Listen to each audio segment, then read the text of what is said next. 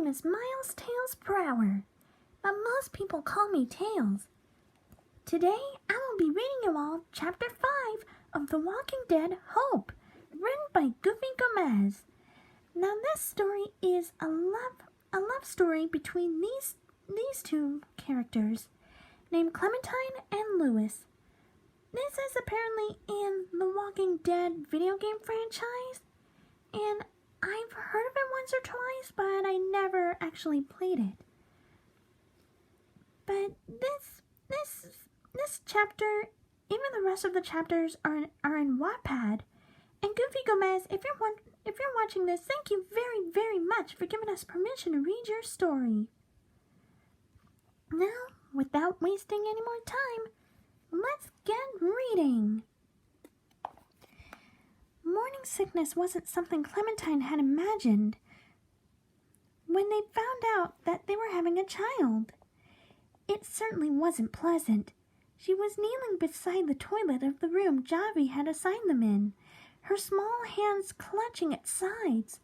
According to her watch by her bed, it was barely 6:30 in the morning, so Louis was still sound asleep. A sickening feeling overpowered her stomach, and she leaned forward, vomiting the previous night's dinner. Her head spun, and she had to close her eyes for a moment.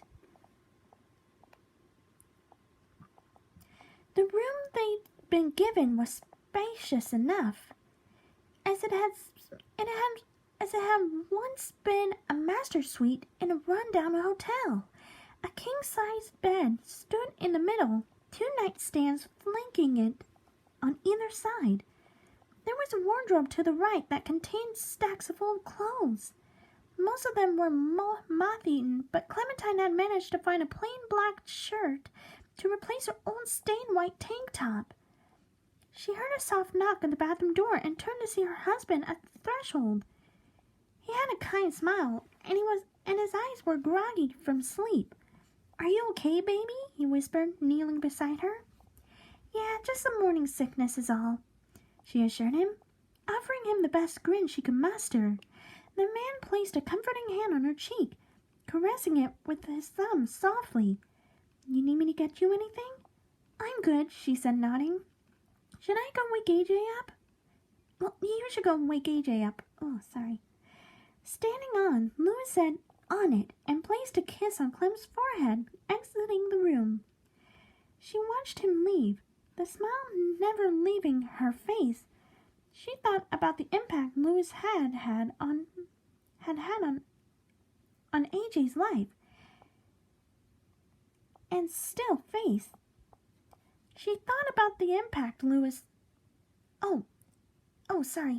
and still marveled at the affection those two shared.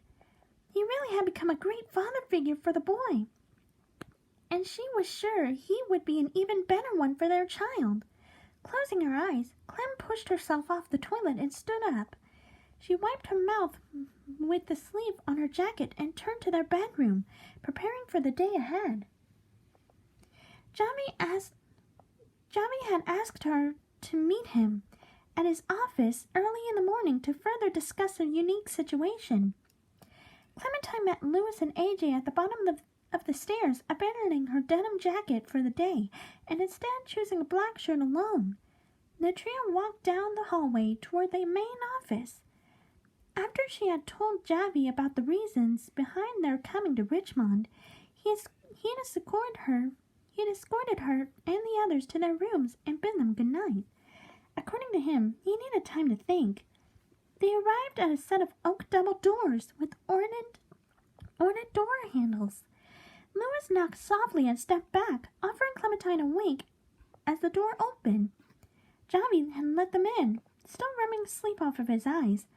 Unlike his room, Jobbies' office was much more organized. On the right wall, a number of framed pictures of the previous owner hung loosely.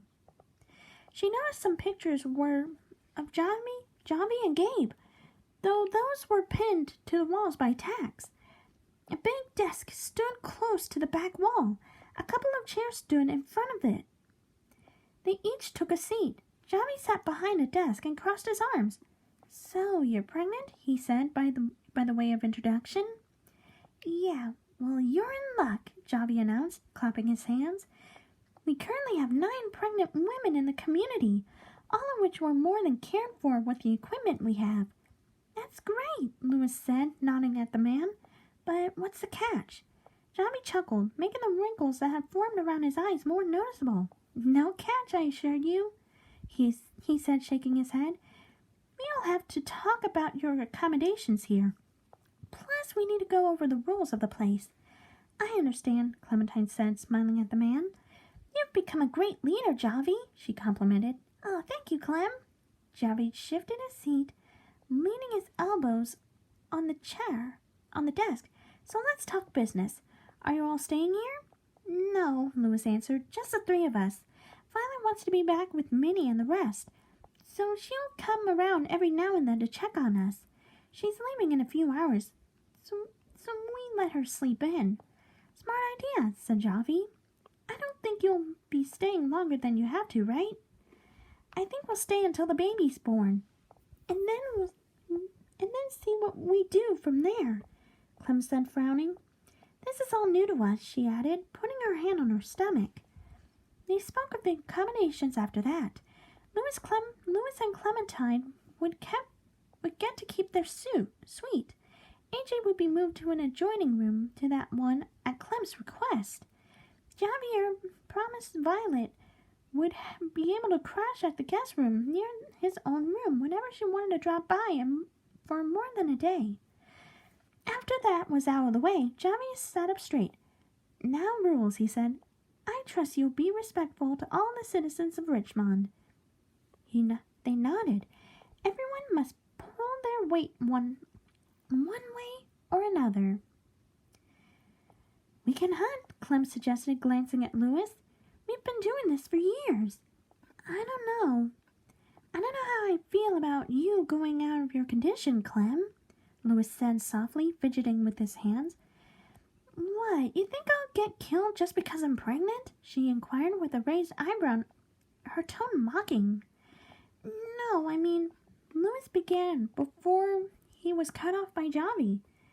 No one goes out there by themselves, he assured the freckled man.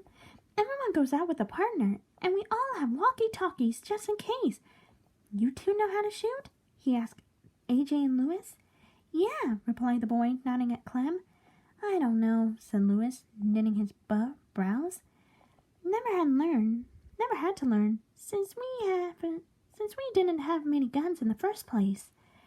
That's not gonna cut it, Jobby said. This afternoon you'll be getting practice in the shooting range down the block. Clementine can join you if you like. She's a great shot. Thank you, Clem said, blushing. She turned to her husband. Don't worry, we'll make a marksman out of you. I guess, Louis muttered. Suddenly they heard a hard knock coming from the door. Come in, Jobby said. The door creaked open, heavy footsteps coming from behind Clementine. She saw Jobby rise from his seat, a smile on his face.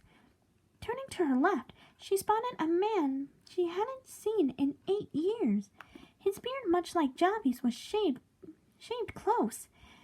He wore a blue denim jacket over a red shirt. The man approached Jobby and embraced him, obviously to the threesome sitting by him. Got back in one piece, Gabe said, as they broke apart, just like you asked. Chuckling, Jobby clapped him on the shoulder. I'm glad, Gabriel, he said. We have some guests, actually, he added, glancing to his right. Who is it? Gab began before being cut off by Clementine hugging him. He eyed the freckled man and the boy sitting at the desk, and then looked down at the woman. Gabe, she exclaimed, looking up at him. It's been so long. Clementine? He stuttered, looking at Jobby and then back at Clem. When did you get here? Yesterday, she informed him, leaning against the desk behind her. Jobby gave us a room to stay in. That's great, he said, his eyes lighting up. And who might these be? He added, raising his eyebrows at Louis and AJ. Oh, sorry, this is AJ, she gestured to the boy. He's sort of a son to me, she explained. a warm smile on her face as AJ nodded at the man. "And I'm Louis," the freckled man said, rising and shaking Gabe's hand. "Clem's husband," he added cheekily. Gabe did a double take, blinking at Louis. "Oh, that's great," he managed to say, pursing his lips. "Oh, excuse me. So what are you guys doing here?" he asked finally, leaning on the desk. Jobby sat down on his seat and crossed his arms. And this is where I will stop for part 1. Stay tuned for part 2 of Miles Tales Prower reads Chapter 5 of The Walking Dead Hope.